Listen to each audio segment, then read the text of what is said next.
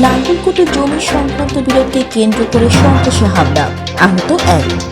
কুমিল্লার নাঙ্গলকোটে পূর্ব শত্রুতার জের ধরে সন্ত্রাসী হামলার ঘটনা ঘটেছে।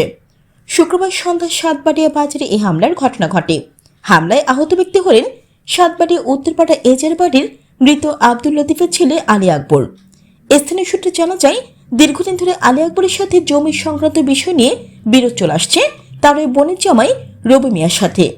এ নিয়ে বেশ কয়েকবার তাদের মাঝে সংঘর্ষ হয়, পরে সালিশ বৈঠকের মধ্য দিয়ে তা মীমাংসা হয়। এর কিছুদিন পর শুক্রবার সন্ধ্যায় মাগরিবের নামাজের পর আলী আকবর সাতবাড়িয়া বাজারে চা খেতে দোকানে যায়।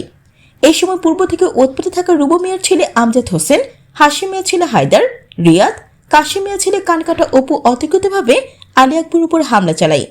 তাদের হামলায় গুরুতর আহত অবস্থায় স্থানীয় তাকে উদ্ধার করে কুমিল্লা ট্রমা হাসপাতালে ভর্তি করে। বর্তমানে রোগীর অবস্থা আশঙ্কাজনক। এই বিষয়ে আহত আলী আকবর বলেন, আমার বোনের জামাইয়ের সাথে আমার দীর্ঘদিন ধরে জমি নিয়ে বিরোধ চলে আসছে।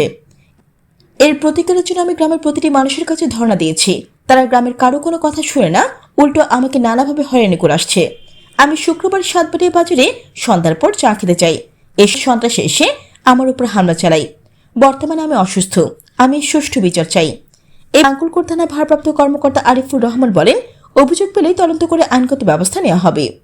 Jannatul Afsana, N news 24 TV.